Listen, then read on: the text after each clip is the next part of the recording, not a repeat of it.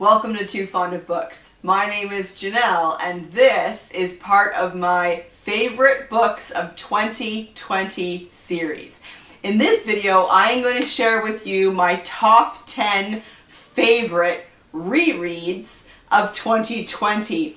I do reread quite a bit, actually, I would say, and so I thought it would be fun if I shared with you some of my favorites of books that I reread in 2020. So this means they could be mysteries, they could be general fiction, they could be non-fiction, they could be classics. It doesn't matter as long as they're books that I have read before. And I am going to give you 2 honorable mentions before I get to my top 10 list.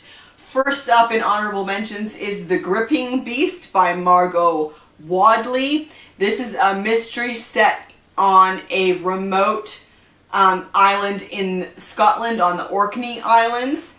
And this was just a good story with a great setting.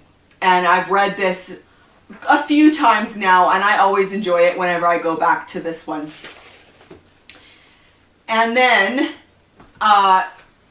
my next honorable mention is A Great Deliverance by Elizabeth George. I do own this book, but I couldn't get it down. It's really high up on a bookshelf. And this is the first in her Inspector Lynley series, and they're just really well written, great characters, and a compelling story. So, my top 10 favorite rereads of 2020. Coming in at number 10 is Eleanor Oliphant is Completely Fine by Gail Honeyman. And the reason why this is on my top 10 list, it's all about Eleanor, and she is compelling. It's from her perspective, and you learn so much about her and how she thinks and how she sees the world, and it's just a really really interesting story, and she's such a compelling character. Coming in at number 9, The Affair of the Mutilated Mink Coat by James Anderson. This was just fun.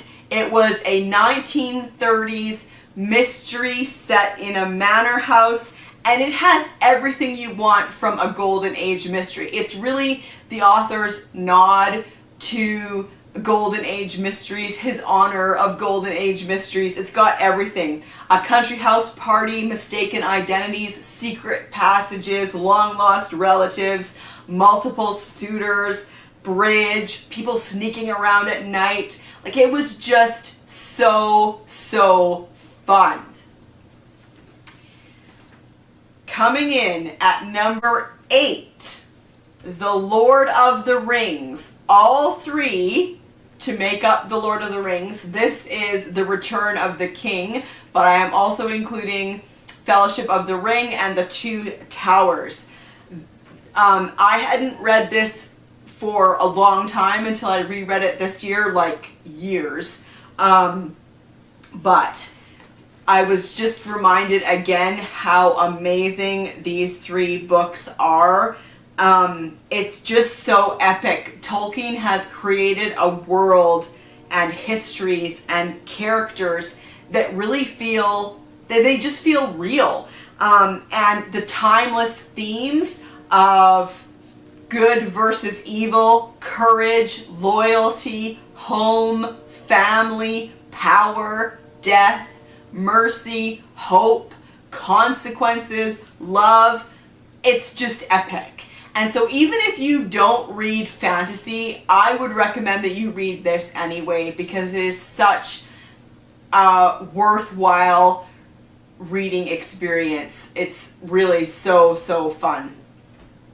And coming in at number 7, Anne of Green Gables by L.M. Montgomery. Now, I will confess right now that there is a hearty dose of nostalgia that affects my ranking and my love of this book, but I can't help it. I just love the character of Anne Shirley. I love the time period, and I love all the other characters in this as well. It's just so, so fun. And she is just such a great character. Coming in at number 6, Jane Eyre by Charlotte Bronte. Why do I love Jane Eyre? Because of Jane Eyre. She's just such a great character. She's so interesting. And also, I love the gothic elements in this story. I am a huge fan of gothic stories. And so, yeah, that part works for me. Coming in at number 5, here we go. My top 5 rereads of 2020. Coming in at number 5 is The Guernsey Literary and Potato Peel Pie Society by Marianne Shaffer and Annie Barrows. This is just a great story, and until the absolute very end, the letters are very effective in telling the story and revealing the characters. I think it is hard to write an epistolary novel, but she's done it in such a way that I was always interested.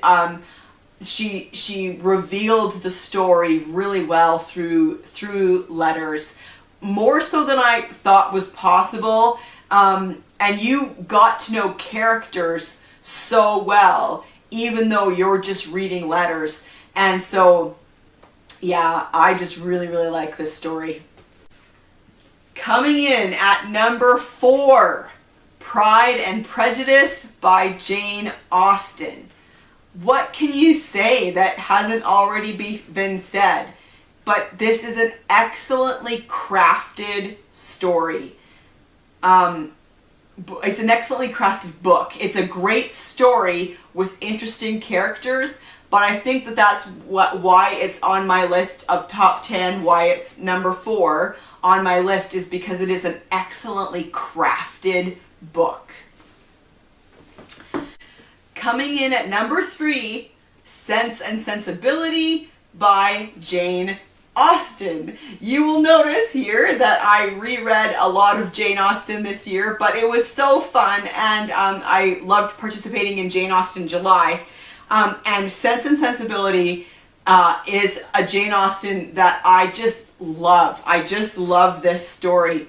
When I read this, I just came away thinking, Jane Austen is a genius. This story was fantastic. The characters, even the minor ones, were so well drawn and complicated and human. And I just love the story of Sense and Sensibility. Coming in at number 2, Emma by Jane Austen. I was trying to figure out how I was going to rank my Jane Austen books that I reread this year because I love them all so much. But ultimately, Emma comes in at number 2 because I love the relationship between Emma and Mr. Knightley in this book. I love the dialogue between the two of them.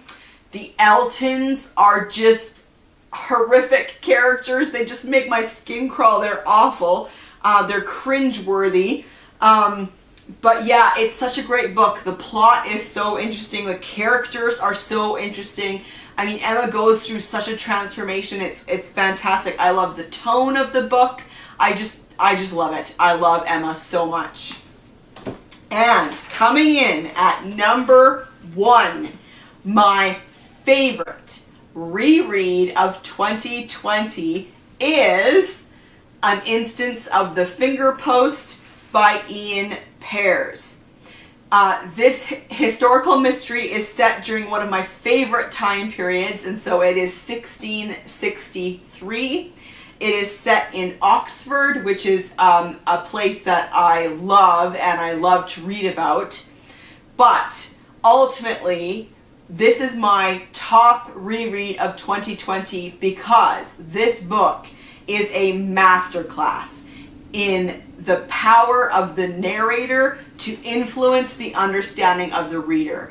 It is brilliant. The way that he chose 4 narrators for this story, and how each narrator influences the understanding of what happened for the reader. It influences the reader's understanding of the other characters. Like, he just did such a good job with that, like the narrators, the 4 narrators in this book. And it's a chunker, it's a big book, but it is so well done. It's a historical mystery that's so interesting, and it is a master class in how to use narrators in your stories. So there you have it, my top 10 rereads of 2020. Have you read any of these books? Would any of them show up in your top 10 list of books from 2020? What was your favorite reread of this year? If you reread, I know not everybody does, but if you do read books more than once, what was your favorite book that you read again in 2020? I would love to hear about it in the comment section down below. And I will see you for my final favorites of 2020 video coming very soon. Bye.